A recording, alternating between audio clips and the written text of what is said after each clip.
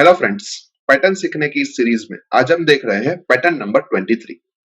तो उसके लिए सबसे पहले हम CLR SCR लिख देते हैं ताकि हमें कोई प्रीवियस आउटपुट दिखाई ना दे, और लास्ट में हम गेट CH लिख देते हैं। अभी पैटर्न को अगर हम ध्यान से देखें तो उसके अंदर टोटल 5 रोज है और हर एक रो के अंदर डिफरेंट नंबर ऑफ अल्फाबेट्स हमें प्रिंट करवाने हैं। लेट्स से रो नंबर 1 के लिए हमें 9 अल्फाबेट्स प्रिंट करवाने हैं, रो नंबर 2 के लिए हमें 7 अल्फाबेट्स प्रिंट करवाने हैं, रो नंबर 3 के लिए हमें 5 अल्फाबेट्स प्रिंट करवाने हैं, रो नंबर 4 के लिए हमें 3 अल्फाबेट्स प्रिंट करवाने हैं और रो नंबर 5 के लिए हमें 1 अल्फाबेट्स प्रिंट करवाना है। यानी कि मैक्सिमम हमें एक रो के अंदर 9 अल्फाबेट्स प्रिंट करवाने हैं। और अगर हम एक अल्फाबेट को एक कॉलम के तौर पे ट्रीट करें तो हमें मैक्सिमम 9 कॉलम्स चाहिए। यानी कि हम ऐसा भी कह सकते हैं कि इस पूरी पैटर्न को हमें 5x9 ग्रिड के अंदर प्रिंट करवाना है। और पैटर्न के इंट्रोडक्शन के अंदर हमने देखा था कि कोई भी ग्रिड को कैसे प्रिंट करवाए। तो उसके लिए हम एक फॉर लूप ले लेते हैं और उस फॉर लूप के अंदर हम मैसेज के तौर पे लिखते हैं कि i is equals to 1, i less than or equals to 5 और i plus plus, जहां पे i और कुछ नहीं लेकिन रो की वैल्यू रिप्रेजेंट कर रहा है। As well as for loop के अंदर हम एक और फॉर लूप लेते हैं और उस फॉर लूप के अंदर हम मैसेज के तौर पे लिखते हैं कि j is equals to 1, j less than or equals to 9 और j plus plus, जहां पे j और कुछ नहीं लेकिन कॉलम की वैल्यू रिप्रेजेंट कर रहा है। अभी दूसरा फॉर लूप जो भी हमने लिखा है उसके अंदर हम एक प्रिंटफ स्टेटमेंट लिखते हैं और उस प्रिंटफ स्टेटमेंट के अंदर हम स्टार लिखते हैं। यानी कि जब i की वैल्यू 1 होगी उस वक्त j का लूप 9 टाइम एग्जीक्यूट होगा और उसके साथ साथ प्रिंटफ स्टेटमेंट भी 9 टाइम एग्जीक्यूट होगा। यानी कि हमें 9 टाइम स्टार प्रिंट होके मिलेंगे और एक बार 9 स्टार प्रिंट हो जाए उसके बाद हमें हमारे कंट्रोल को नई लाइन में ले जाना है। यानी कि उसके लिए फॉर लूप के बाहर हम एक और प्रिंटफ स्टेटमेंट लिखेंगे और जिस प्रिंटफ स्टेटमेंट के अंदर हम लिखेंगे कि /n, यानी कि ये प्रिंटफ स्टेटमेंट हमें हमारा कंट्रोल नई लाइन में लाके देगा। और जब i की वैल्यू 2 होगी उस वक्त भी j का लूप 9 टाइम एग्जीक्यूट होगा और वो फिर से 9 टाइम्स स्टार प्रिंट करके देगा। यानी कि हम ऐसा कह सकते हैं कि ये जो पूरा स्ट्रक्चर हमने लिखा है वो स्ट्रक्चर हमें 5x9 ग्रिड के अंदर सभी जगह पे स्टार प्रिंट करके देगा। अभी फॉर लूप के अंदर जो i और j नाम के वेरिएबल को हमने लिखा है उन दो वेरिएबल को हम ऊपर डिक्लेयर कर देते हैं एंड फिर प्रोग्राम को एक बार टेस्ट कर देते हैं। तो हमें 5x9 ग्रिड के अंदर सभी जगह पे स्टार प्रिंट होके मिल रहे हैं जो कि परफेक्टली सही है। पर पैटर्न के अंदर हमें सभी जगह पे स्टार प्रिंट नहीं करवाना है, कुछ जगह पे अल्फाबेट्स और कुछ जगह पे स्पेस प्रिंट करवानी है। तो उसके लिए हमें पैटर्न को फिर से एक बार एनालाइज करना पड़ेगा। सो अभी हमने देखा कि रो की वैल्यू हम i से रिप्रेजेंट कर रहे हैं और कॉलम की वैल्यू हम j से रिप्रेजेंट कर रहे हैं। और अगर हम हर एक i को ध्यान से देखें तो उसकी कुछ j की वैल्यू के लिए हमें अल्फाबेट्स प्रिंट करवाने हैं। तो लेट अस से हम ये चेक कर लेते हैं कि हमें कौन सी j की वैल्यू के लिए अल्फाबेट्स प्रिंट करवाने हैं। तो जब i इक्वल्स टू 1 हो तब j की वैल्यू 1, 2, 3, 4, 5, 6, 7, 8 और 9 के लिए हमें अल्फाबेट्स प्रिंट करवाना है, अदरवाइज हमें स्पेस प्रिंट करवानी है। जब i की वैल्यू 2 हो उस वक्त j की वैल्यू 2, 3, 4, 5, 6, 7 और 8 के लिए हमें अल्फाबेट्स प्रिंट करवाना है, अदरवाइज हमें स्पेस प्रिंट करवानी है। जब i की वैल्यू 3 हो उस वक्त j की वैल्यू 3, 4, 5, 6 और 7 के लिए हमें अल्फाबेट्स प्रिंट करवाना है, अदरवाइज हमें स्पेस प्रिंट करवानी है। जब i की वैल्यू 4 हो उस वक्त j की वैल्यू 4, 5 एंड 6 के लिए हमें डिजिट्स प्रिंट करवाना है, अदरवाइज हमें स्पेस प्रिंट करवानी है। और जब i की वैल्यू 5 हो उस वक्त j की वैल्यू 5 के लिए हमें अल्फाबेट्स प्रिंट करवाना है, अदरवाइज हमें स्पेस प्रिंट करवानी है। यानी कि हम ऐसा कह सकते हैं कि जब i की वैल्यू 1 हो उस वक्त j की वैल्यू 1 या 1 से ज्यादा हो, एज वेल एज 9 या 9 से कम हो उस वक्त हमें अल्फाबेट्स प्रिंट करवाना है, अदरवाइज हमें स्पेस प्रिंट करवानी है। जब i की वैल्यू 2 हो उस वक्त j की वैल्यू 2 या 2 से ज्यादा हो एज वेल एज 8 या 8 से कम हो, उस वक्त हमें अल्फाबेट्स प्रिंट करवाना है, अदरवाइज हमें स्पेस प्रिंट करवानी है। i इक्वल्स टू 3 के लिए जब j की वैल्यू 3 या 3 से ज्यादा हो एज वेल एज 7 या 7 से कम हो, उस वक्त हमें अल्फाबेट्स प्रिंट करवाना है, अदरवाइज हमें स्पेस प्रिंट करवानी है। i की वैल्यू 4 हो उस वक्त j की वैल्यू 4 या 4 से ज्यादा हो एज वेल एज 6 या 6 से कम हो, उस वक्त हमें अल्फाबेट्स प्रिंट करवाना है, अदरवाइज हमें स्पेस प्रिंट करवानी है। और जब i की वैल्यू 5 हो उस वक्त j की वैल्यू 5 हो, तब हमें अल्फाबेट्स प्रिंट करवाना है, अदरवाइज हमें स्पेस प्रिंट करवानी है। अभी ये पांचों स्टेटमेंट को हम ध्यान से देखें तो उसमें से फिफ्थ स्टेटमेंट थोड़ा डिफरेंट है। तो अगर मुझे उसको भी बाकी सारे स्टेटमेंट के जैसे कन्वर्ट करना हो तो मैं कुछ ऐसा लिख सकता हूं कि j ग्रेटर देन और equals to 5 and j less than और इक्वल्स टू 5। यानी अब ये पांचों स्टेटमेंट को हम कॉमनली एक स्टेटमेंट के तौर पे लिखे तो हम कुछ ऐसा लिख सकते हैं कि j ग्रेटर देन और equals to x and j less than और इक्वल्स टू y। अभी हम x की वैल्यू को ध्यान से देखें तो x की वैल्यू सबसे पहले 1 है, उसके बाद 2, उसके बाद 3, उसके बाद 4 और उसके बाद 5 है। y की वैल्यू सबसे पहले 9, उसके बाद 8, उसके बाद 7, उसके बाद 6 और उसके बाद 5। यानी कि x की वैल्यू में हमेशा इंक्रीमेंट होता है और y की वैल्यू में हमेशा डिक्रीमेंट होता है। तो अगर हम i, x और y की वैल्यू को फिर से एक बार एनालाइज करें तो हम कुछ ऐसा लिख सकते हैं कि i इक्वल्स टू 1 के लिए x की वैल्यू 1 और y की वैल्यू 9 है।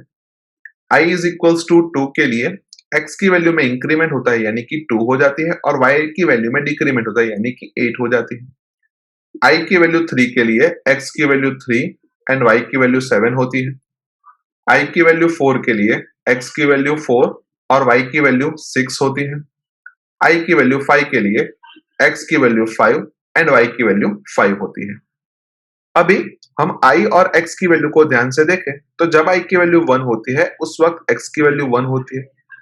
i की वैल्यू 2 के लिए x की वैल्यू 2 होती है। i की वैल्यू 3 के लिए x की वैल्यू 3 होती है। i की वैल्यू 4 के लिए x की वैल्यू 4 होती है और i की वैल्यू 5 के लिए x की वैल्यू 5 होती है।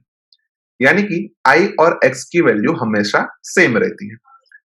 तो अभी जो हमने इक्वेशन लिखा कि j ग्रेटर देन और इक्वल्स टू x, उसकी जगह पे j ग्रेटर देन और इक्वल्स टू i लिखे तो भी हमारा प्रोग्राम लॉजिक में कोई फर्क नहीं पड़ेगा। अभी i और y का एडिशन करें तो सबसे पहले केस में 1 प्लस 9 10 होता है, दूसरे केस में 2 प्लस 8 10 होता है, थर्ड केस में 3 प्लस 7 10 होता है, फोर्थ केस में 4 और 6 10 होता है और फिफ्थ केस में 5 और 5 10 होता है। यानी कि हम ऐसा कह सकते हैं कि i और y का एडिशन हमेशा 10 बनता है। यानी अगर हम y की वैल्यू को डिराइव करें तो y की वैल्यू 10 माइनस i बनती है। यानी आगे वाले इक्वेशन के अंदर j लेस देन और इक्वल्स टू y की जगह पे हम j लेस देन और इक्वल्स टू 10 माइनस i लिखे तो भी हमारे प्रोग्रामिंग लॉजिक में कोई फर्क नहीं पड़ेगा।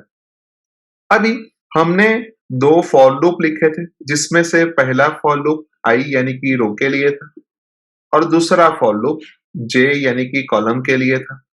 एज वेल एज दूसरे फॉर लूप के अंदर हमने एक प्रिंटफ स्टेटमेंट लिखा था जिस प्रिंटफ स्टेटमेंट के अंदर हमने स्टार को प्रिंट करवाया था।